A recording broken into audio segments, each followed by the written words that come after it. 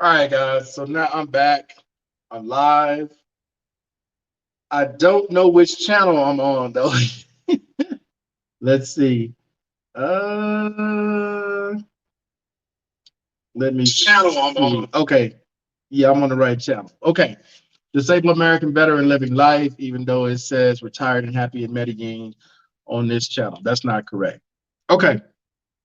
So anyway, let me get back to what I was saying, which is I'm gonna start back from the beginning. All right. So here's the current situation. I had someone who left a comment on a video I did about TDIU. And in the video I did about TDIU, I was talking about how veterans who are on TDIU are limited on their income or what they can make, right? Because the whole reason why they got TDIU is because they fill out a form, went to the government and says, I'm unable to work due to my disability. And the government agreed with their assessment and says, okay, we're going to pay you at the 100% rate. But while we're paying you at the 100% rate, you're going to be limited on any other income you get outside of that when it comes to working. And then the complaint that was left behind on the video is, I don't think it's fair that someone who's getting TDIU versus people who are 100% scheduler and PNT can work as much as they want, but people on TDIU could only work so many hours. So my response was, did they understand what they were filling out when they got TDIU? And apparently they did. Well, if you understood what you were getting into, why are you now complaining? Because your complaints make no sense.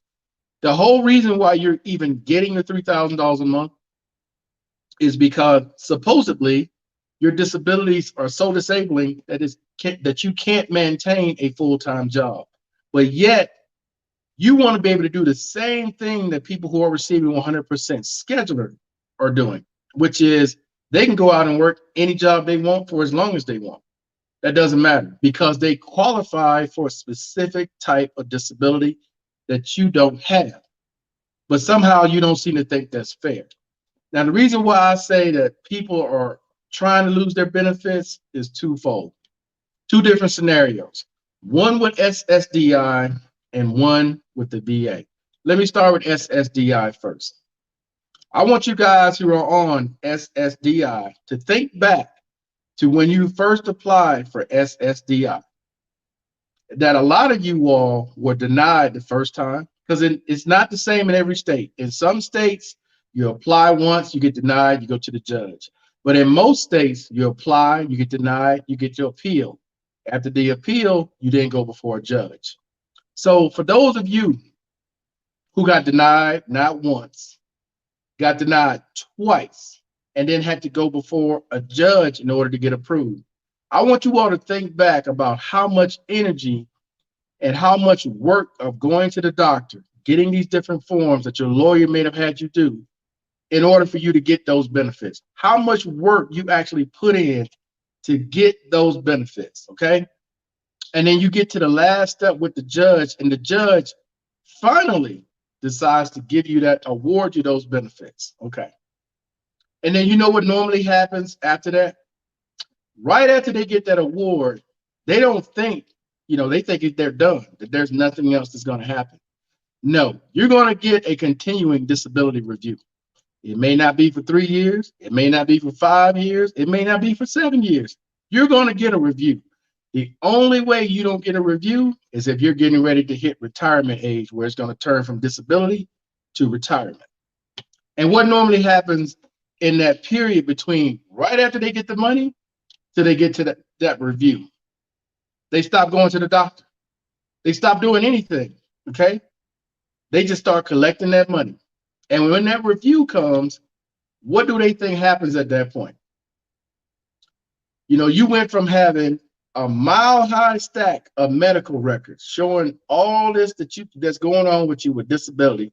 Your lawyer's on you to keep going to the doctor, keep going to the doctor. Once you got your money, the lawyer got paid and went away, and it was left up to that individual. What did they do? They never went to a doctor. They never did a damn thing. So when the review comes and the doctor looks at your medical file and they don't see anything, well, guess what? You think you're going to keep your benefits at that point? Now, that's just one example of how they lose their benefits. You want to know the other way a lot of these people lose their benefits? They try to be slick and get a job on the side, driving for Uber, okay? Because they're not filing taxes every day. They're thinking, oh, well, everything's lovely. Like these companies are never going to get audited, right? And when they get audited, your social, all your information is going to go right into the system. And guess who's going to see it? That would be the people who are paying you every month, Social Security.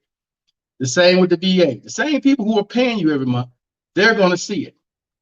This is the stupidity of a lot of people. I'm just going to call it the way it is. The stupidity of a lot of people, because if you are truly disabled, I know no one who is truly disabled who's going, you know what, man, I need to get up 7 o'clock in the morning and work till about 5 to 6 o'clock in the afternoon to make this extra $2,000 on top of the money I'm already getting because I'm supposedly disabled. Who do you know that does that? Because I can tell you personally myself, when I wake up in the mornings, it's at least 20 to 30 minutes I got to lay in bed and just warm my body up. And sometimes I still can't get out until my caregiver comes and helps me get out of the bed. But for some of you all, I don't know how you got approved for disability. Some of you all wake up in the morning and you try to scheme and figure out ways to cheat the system.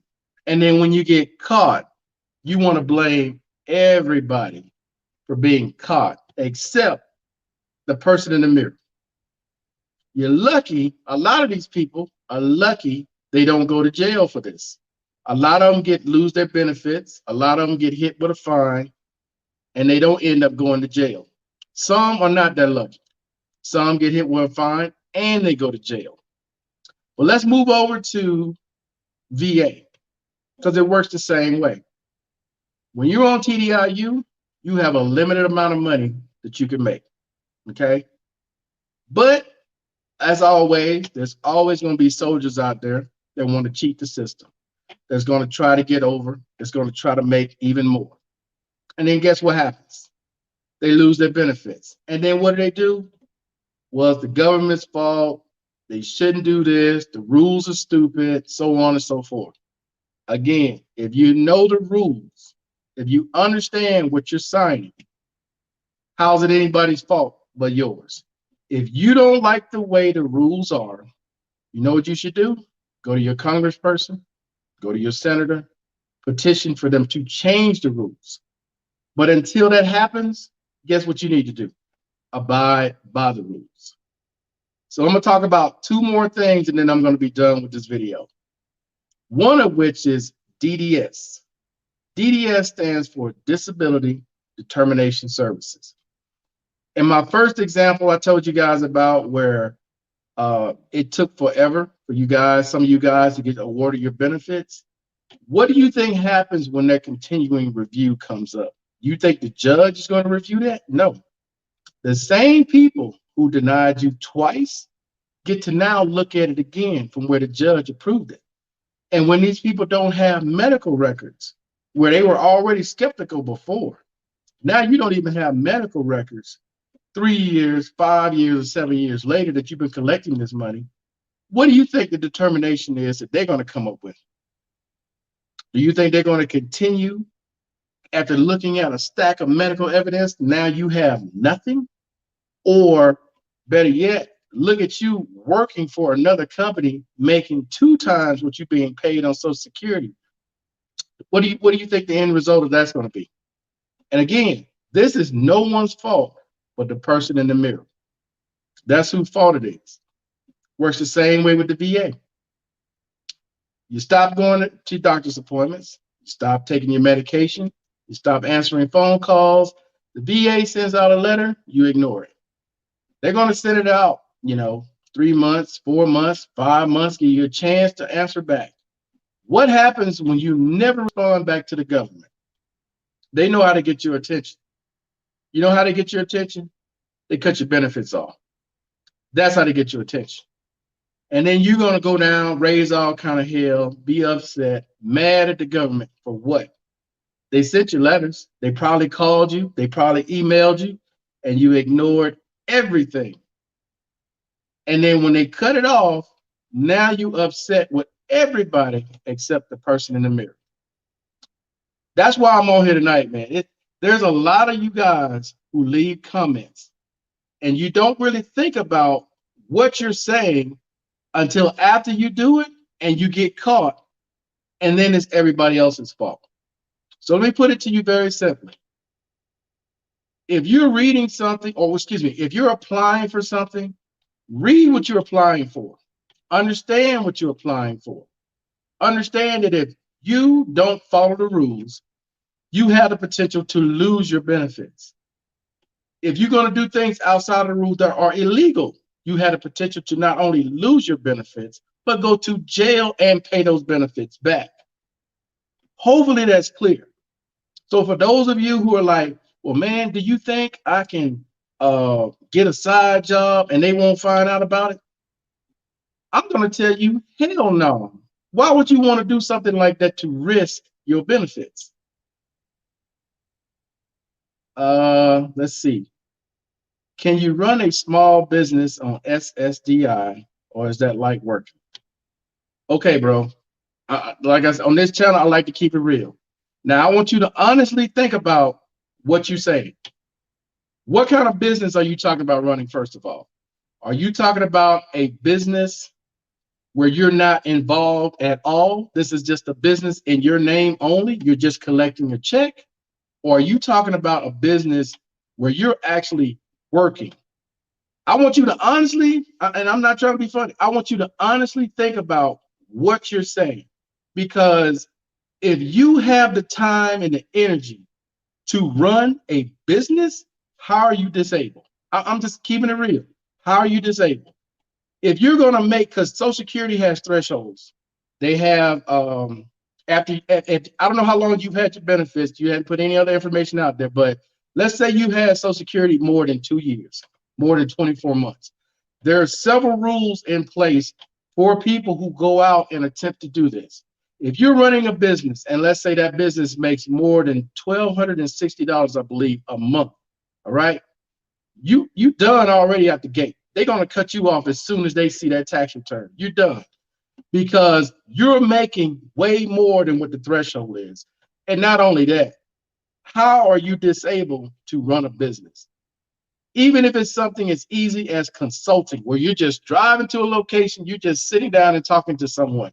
You know, someone gets paid to do that, right? That's an actual job.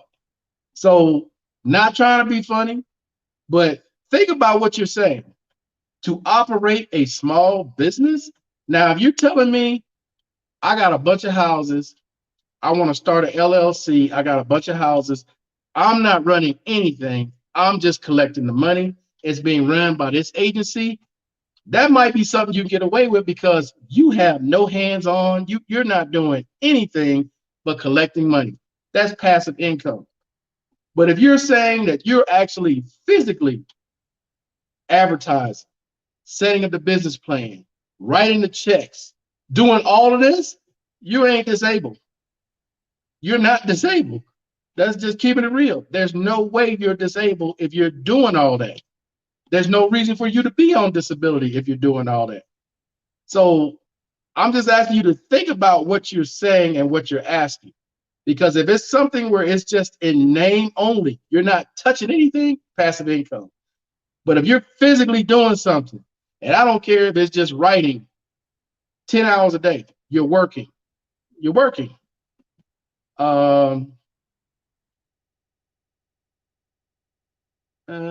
VA has entered the chat. What's up?